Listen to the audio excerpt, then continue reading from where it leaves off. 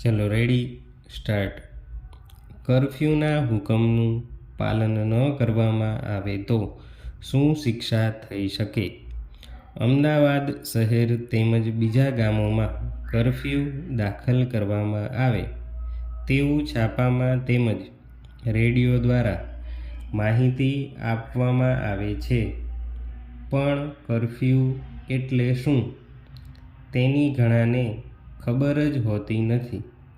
ખુદ પોલીસને પણ આ કાયદો શું છે અને તેમાં શું શિક્ષા થઈ શકે તેની માહિતી પોલીસ, એસઆરપી કે મિલિટરીને પણ નથી, અને આ લોકો કર્ફ્યુ હુકમનો ભંગ કરનારને લાઠીઓ મારવી, ઉઠબેસ કરાવવી, સાયકલ ખભે મુકાવી ચલાવવો વગેરે પ્રકારની શિક્ષા કરે છે.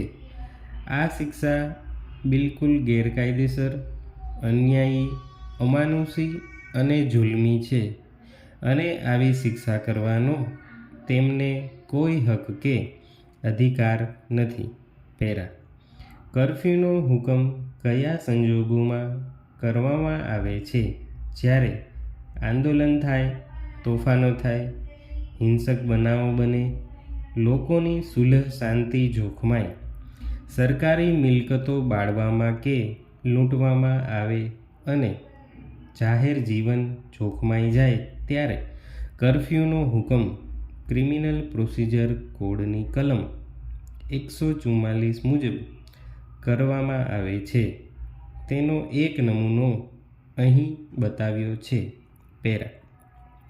અમદાવાદ શહેરના અમુક વિસ્તારમાં હિંસક બનાવોના કારણે સર્જાયેલી પરિસ્થિતિમાં લોકોના જાનમાલ જોખમમાં હોય, સુલેહ શાંતિનો ભય હોય અને આવી રીતે ભંગ થતો અટકાવવાનું જરૂરી છે, અને તેમ થવું તાત્કાલિક અટકાવવાનું તથા ઝડપી ઉપાય યોજવાનું ઇચ્છનીય છે. અને મને ખાતરી થઈ છે કે ફોજદારી કાર્યરીતિ અધિનિયમ સને 1973ની કલમ 144 અન્વયે પગલાં લેવા પૂરતા કારણો છે, અને પ્રવર્તમાન પરિસ્થિતિ લક્ષમાં લઈ જાહેર જનતાના હિતમાં એકતરફી હુકમ કરવા માટે પૂરતા કારણો છે, જેથી હું પોલીસ કમિશનર અમદાવાદ શહેર આથી ફરમાવું છું કે નીચે જણાવેલા અનુસૂચિમાં દર્શાવેલ વિસ્તારોના રહેવાસીઓ તથા તેમાં અવર જવર કરનારાઓએ અને પ્રસંગોપાત આવનારાઓએ અનુસૂચિમાં નિર્દેશ કરેલા વિસ્તાર પૂરતો તે અનુસૂચિમાં દર્શાવેલ સમય દરમિયાન નીચે જણાવેલ વિસ્તારોની અંદર